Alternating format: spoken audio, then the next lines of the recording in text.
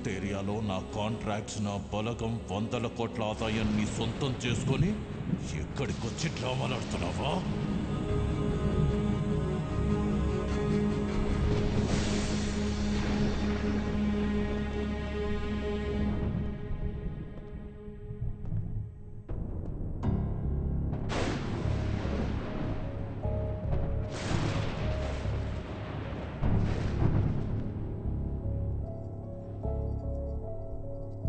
విక్కీ, ఏంట్రా ఇదంతా? నీ గురించి మీ అన్నయ్య ఏదేదో చెప్తున్నారు. పెళ్లి జరగదని భైరవి వాళ్ళని కూడా పంపించేశారు. వాళ్ళు మనల్ని నమ్మొచ్చారు భువన, వాణ్ణి కాదు.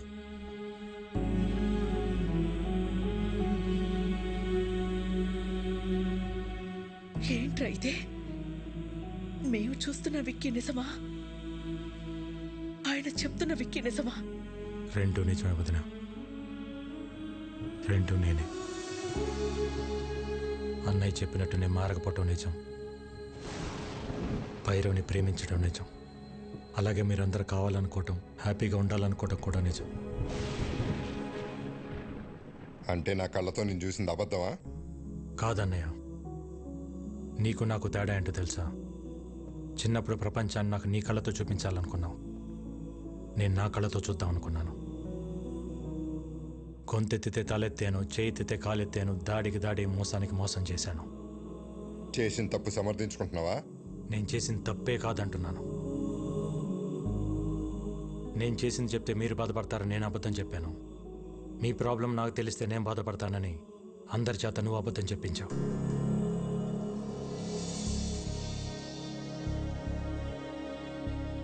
నిజాలిద్దరం దాచామన్నయ్య.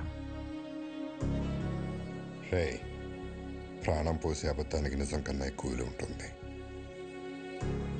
ప్రాణం తీసే నిజానికి అబద్ధం కన్నా ఎక్కువ ప్రమాదం ఉంటుంది. నిజం చెప్పుంటే నన్ను ఇంట్లో ఉండనిచ్చేవాడే అన్నయ్య.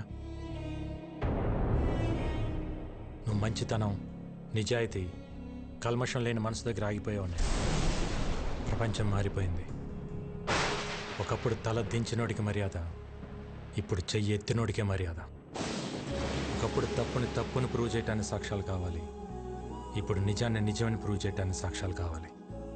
మారాలన్నయ్య, ప్రపంచంతో పాటు మనం మారాలి.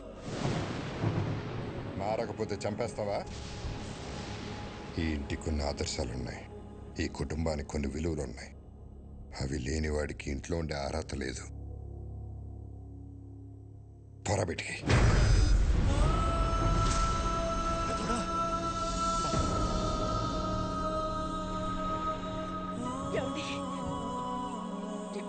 ఏంటి మాటలు? తినే తిండిలోనే తప్పుంటే తట్టుకోలేక పోరాటం చేస్తున్నాను. అలాంటిది ఒక తప్పుడు మనిషిని ఇంట్లో పెట్టుకోమంటావా? పొమ్మనన్నాను బయటికి.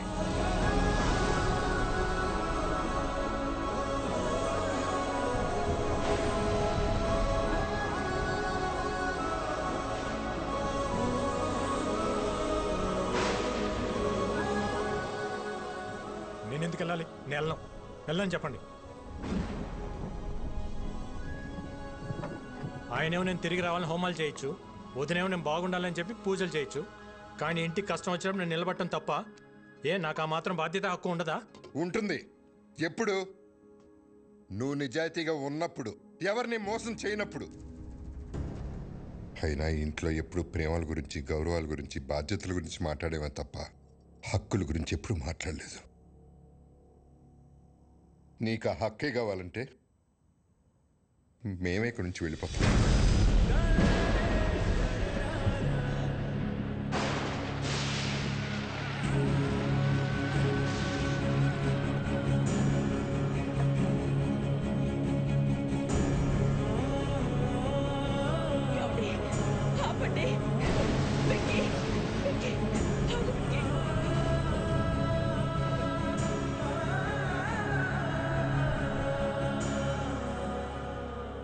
ఇన్ని రోజులు నేను ఇంట్లో ఉంటే అన్నయ్య సంతోషంగా ఉంటాడనుకున్నా, కానీ ఇంట్లో నుంచి వెళ్తేనే అన్నయ్య సంతోషంగా ఉంటాడంటే ఒక్క సెకండ్ కూడా ఉండను వదిన.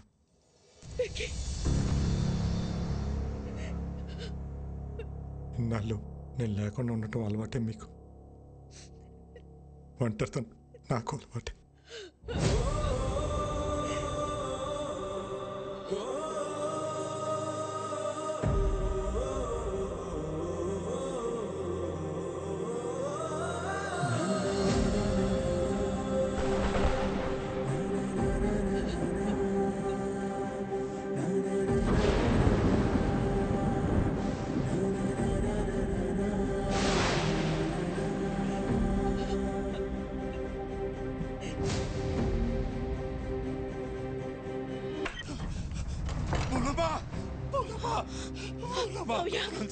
ఏమైంది? పిల్లలకు బాగాలేదు, ఏరే హాస్పిటల్ మార్చాలని పొద్దున్నే ఫోన్ వచ్చింది.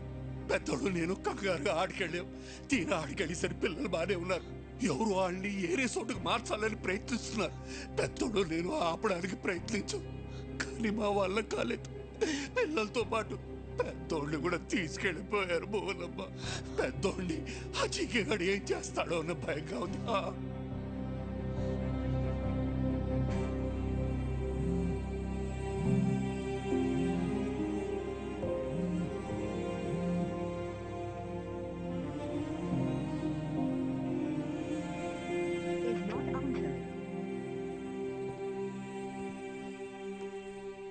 ఏంటి మిస్డ్ కాల్స్ ఉన్నాయి? విక్కీ, వదినా, ఈరోజు కోర్టులో మీ అన్నయ్య కేసు హియరింగ్ ఉంది. Final hearing.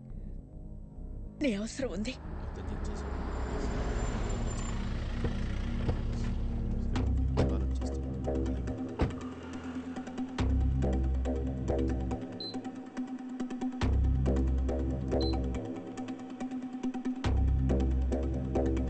వదినా,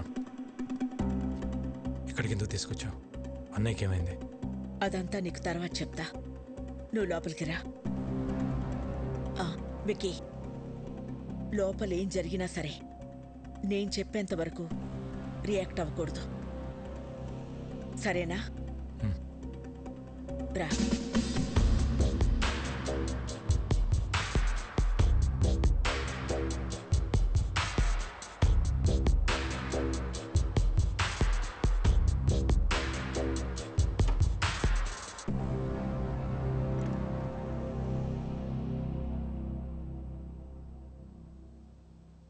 పాపారావు, మా ఆయన ఎక్కడున్నారు? చెప్పండి కమిషనర్ గారు. కోర్టు శిక్ష వేస్తుందని భయపడి పారిపోయి ఉంటాడు. అరెస్ట్ వారెంట్ రాగానే ఎక్కడున్నా వెతికి పట్టుకొస్తాం. మీ నాటకాలు ఆపుతారా? పిల్లల్ని అడ్డం పెట్టుకుని హాస్పిటల్కి పిలిపించింది, బాబాయిని కొట్టి ఆయన్ని తీసుకెళ్ళింది జీకే కాదా? పోలీసులు అక్కడుండి కూడా రియాక్ట్ కాలేదంటే దాని వెనకున్నది మీరు కాదా? మర్యాదగా చెప్పు పాపారావు, ఆయన ఎక్కడున్నారు? ఈ రోజు నా అల్లుడు కేసు గెలుస్తాడు. పారిపోయిన నీ మొగుడు ఏ రైలు పట్టాల దగ్గర శవమై తేల్తాడు. రాజారాంకి కొడుకెలాగో లేడుగా, తలకురివి పెట్టడానికి తమ్ముడిని రెడీ అవ్వమంటే పెట్ట.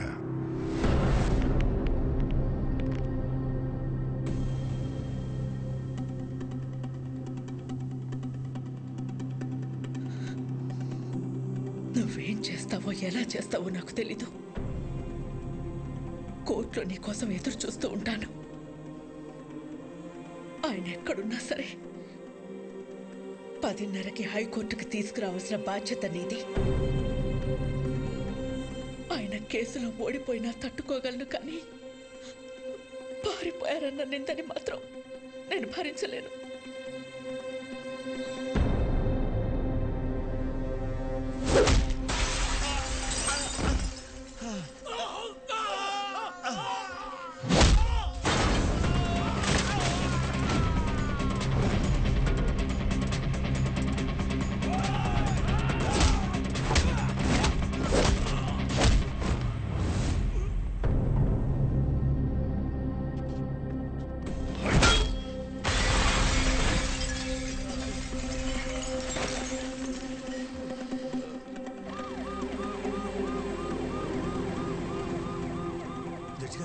జడ్జి గారు వచ్చేసారమ్మా.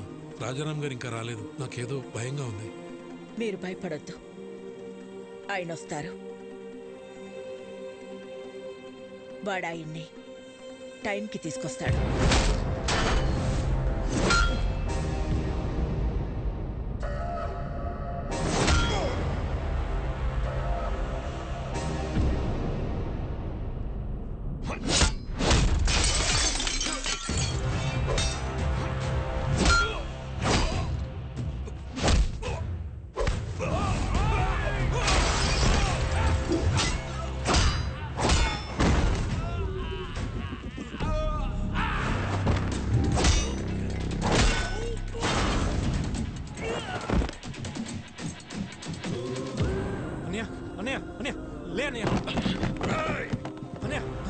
నువ్వు నన్ను కొట్టిన ఒక్కొక్క దెబ్బకి ఇక్కడ ఒక్కొక్క ప్రాణం తీస్తా. రారా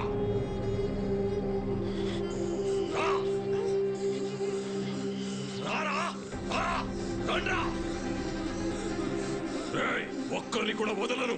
రా ఏసేండ్రా వాడిని.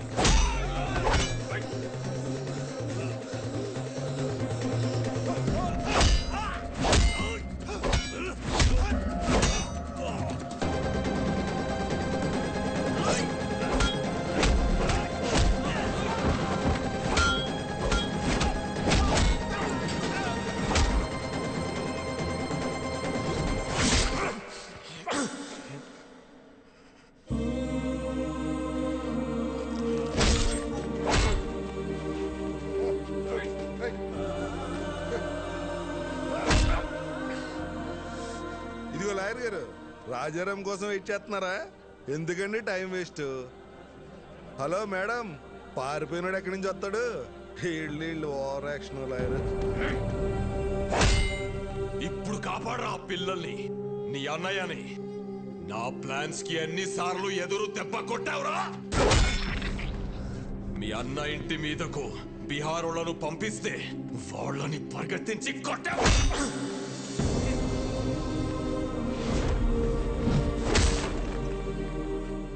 యాగం దగ్గర మీ అన్నయ్య చూస్తుండగానే ఫ్యామిలీ మొత్తాన్ని లేపేద్దామనుకుంటే దాన్ని తిప్పి కొట్టావు కదరా. నీ చావు ఎటువైపు నుంచి వస్తుందో నీకు తెలియదు. నేనుండగా మా అన్నయ్య ఫ్యామిలీలో ఒక్క చిరునవ్వు కూడా దూరం కానివ్వను అని నాతో ఛాలెంజ్ చేసి ఆపేసిన పెళ్లిని దగ్గరుండి చేశావు. వాళ్ళు 2 రోజులు ఎంగేజ్మెంట్ పెట్టుకోమని ఫోన్ చేశారు. ఆ ముఖర్జీని పిలిపించి బయల్రాజుని వేసినప్పుడు దొరికిందిరా మీ అన్నదమ్ముల మధ్య ఉన్న వీకెస్ట్ పాయింట్.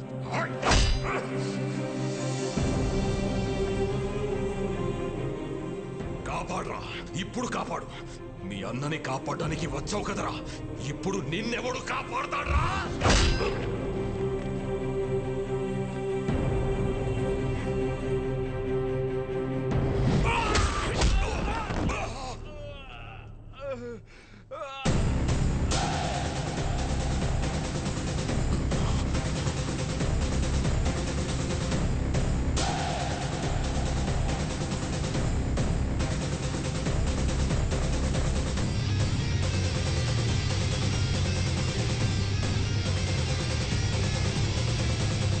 నువ్వే కరెక్ట్ విక్కీ. మోసం చేయడానికి వచ్చినోడికి మంచితనం గురించి, యుద్ధం చేయడానికి వచ్చినోడికి ధర్మం గురించి చెప్పకూడదు.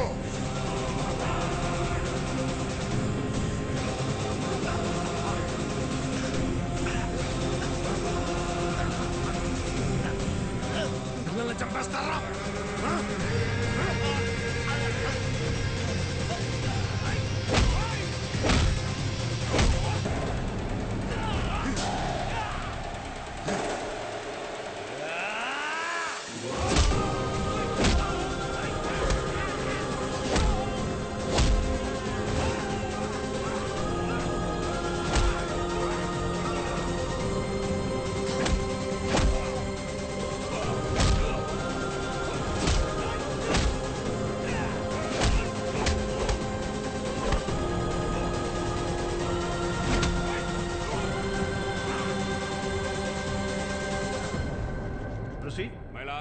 ఈ రోజు కోర్టులో ఫైనల్ హీరింగ్ ఉందని తెలిసి కూడా కోర్టుకు రాలేదంటే తనకు శిక్ష పడుతుందని భయపడిన రాజారాం ఈ రాష్ట్రానే కాదు ఈ దేశాన్ని వదిలి పారిపోవడానికి ప్రయత్నం చేస్తున్నాడు. హలో రాజారాం ఇంక రాడమ్మా, పారిపోయాడు. ఇంకా నువ్వు బ్రేకింగ్ న్యూస్ ఇచ్చుకో.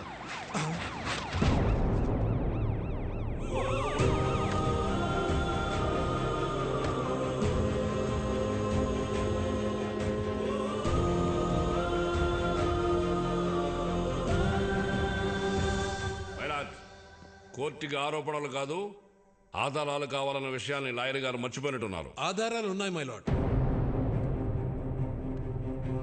దానికి సంబంధించిన సాక్ష్యాధారాలన్నీ ఇందులో ఉన్నాయి. నా పేరు బయలురాజ్ సార్.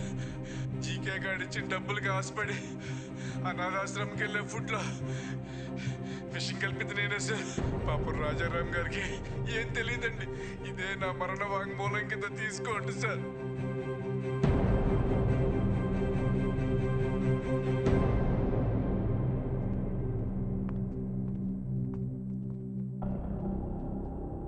మై లార్డ్, నా పేరు మహేష్. జీకే ఫుడ్ కంపెనీలో నేను ఫుడ్ సైంటిస్ట్గా పనిచేశాను. ఆ ప్రాసెసింగ్ యూనిట్ నుంచి వచ్చే ప్రతి ఒక్క ప్రోడక్ట్ కల్తీయే. ఆ ఫుడ్ ప్రోడక్ట్స్లో కలుపుతున్న కలరింగ్ ఏజెంట్ కూడా కల్తీ. వీటన్నిటి గురించి నేను ఒక రిపోర్ట్ తయారు చేసి ల్యాబ్కు టెస్టింగ్కి పంపిస్తే ఆ రిపోర్ట్స్ను కూడా మ్యానిపులేట్ చేశారు. వాళ్ళని వీళ్ళే బెదిరించి కంట్రోల్ చేస్తున్నారు మై లార్డ్. అంతేకాకుండా నన్ను నా ఫ్యామిలీని చంపుతామని బెదిరించారు మై లార్డ్. మై లార్డ్, ఇదంతా నా ప్రాపర్టీ కాపాడుకోవడం కోసం, షేర్ వాల్యూ పెంచుకోవడం కోసం, నా బ్రాండ్ ఇమేజ్ పెంచుకోవడం కోసం చేయట్లేదు. మన కోసం, మన పిల్లల కోసం, రాబోయే జనరేషన్ కోసం ఈ ఫైట్ చేస్తున్నాను. నాకు అలా అనిపించట్లేదు రానారు. ఈ రాజారాం గారు తన కాంపిటీటర్స్ అయిన జీకే గారి మీద పర్సనల్ రెవెంజ్ తీర్చుకుంటున్నట్టుంది. ఏంటి సార్ పర్సనల్? జీకే ఫుడ్స్ తిన్నందుకు 100 మంది పిల్లలు క్యాన్సర్ బారిన పట్టడం పర్సనలా, లేక ప్రశ్నించడం పర్సనలా? మిస్టర్, మీరేమైనా చెప్పాలనుకుంటే బోన్లోకి వచ్చి చెప్పండి. My lord, what we eat is what we are. మనం ఏం తింటామో అదే మనం. ఇవాళ తల్లికి పాలు పట్టడానికి మెడిసిన్స్ ఇవ్వడం దగ్గర నుంచి, పిల్లలు చాలా ఇష్టంగా తినే బిస్కెట్స్, చాక్లెట్ సిరప్స్ నుంచి పిజ్జాస్, బర్గర్స్ వరకు కల్తీ అంత ధైర్యంగా చేస్తున్నా తెలుసా sir? Nature identical flavour, substance, thickness, preservatives, ఎమల్సిఫైర్స్ అని చిన్న చిన్న అక్షరాలతో వాటికి సంబంధించిన నెంబర్స్తో సహా ప్రింట్ చేసి మరీ అమ్ముతున్నారు సార్. ఈ ప్యాకేజ్డ్ ఫుడ్, ఫాస్ట్ ఫుడ్ తినడం వల్ల మన ఒంట్లో బ్లడ్ కాదు సార్, కెమికల్స్ రన్ అవుతున్నాయి. జనాల ప్రాణాలతో ఆడుకునే ప్రతి కంపెనీ మూతపడేలా, కల్తీ చేస్తే మరణశిక్ష పడుతుందని భయం వచ్చేలా గవర్నమెంట్ చట్టం తీసుకురావాలి సార్. లేకపోతే దేశంలో యువతరం మన కళ్ళ ముందే ముసల్దైపోతుంది. నెక్స్ట్ జనరేషన్కి ఉచిత విద్య, ఉచిత వైద్యం ఇవ్వకపోయినా పర్లేదు సార్. కల్తీ లేని ఆహారం ఇస్తే అన్ని వాళ్లే చూసుకుంటారు. మైలాడ్, ఇలాంటి స్పీచెస్ కి జనాలు మారరు. ఏంటయ్యా ప్రభాకర్ నువ్వు మాట్లాడేది? అతను మాట్లాడేది తన గురించి కాదు, మనందరి గురించి, మన పిల్లల గురించి, వాళ్ళ భవిష్యత్తు గురించి.